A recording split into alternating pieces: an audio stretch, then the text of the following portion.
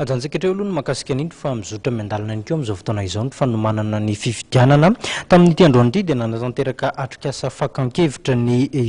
ny solotenan'ny candidat avy amin'ny antoko politika samihafa no nandray anjara tao anatin'ity atrikasa ity entina indrindra ampahafantarana ny zava-misy eo anivon'izay tontolon'ny fifidianana izay no tena tanjona tao anatin'izy ity tetsy amin'ny Carleton Anosy nanatanterana izay atrikasa izay tena toerana ihany koa Ravakarandriamanalina sy Mamra Samuel.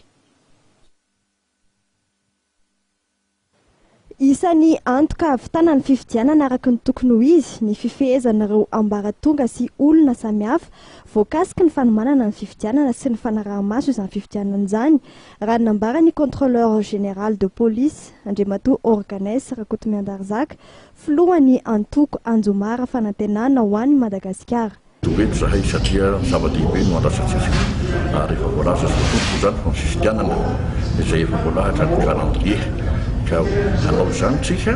dia manaraka tsara ny lamina samihafa rehetra izay ho tanterahana amin'io amin'izay dia mba samy hita tsara ny hoe manaraka ny fizorany tsara izao fihetika atao iany bureau de vote zao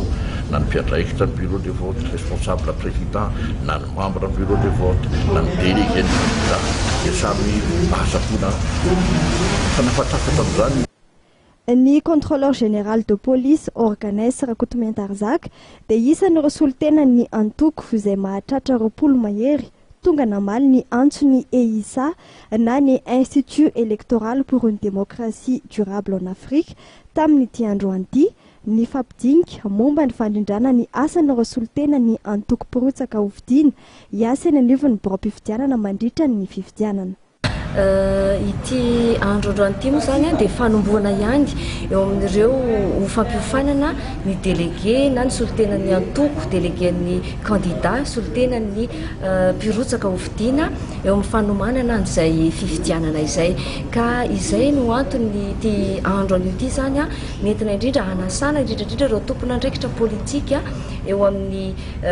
irotsaka ao anatin'ny sehatry ny fifidianana dia mba isian'ny firindrana bebe kokoa zany sy ny fampahafantarana misy kokoa ary fifanakalozana indrindra izay ny tena ibahan-toerana eo amin'ny fizarana traikefa sy ny fifanakalozana zany eo amin'ireo mpisehatra politika ireo no tena tanjon'ny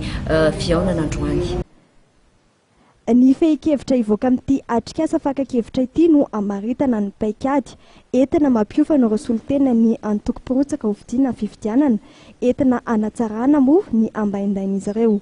Ho an'Antananarivo dia amin'ny herinandro ambony no tanterahana ny fampiofanana ary toy amin'ireo renivohim-paritany 10 hafa izany.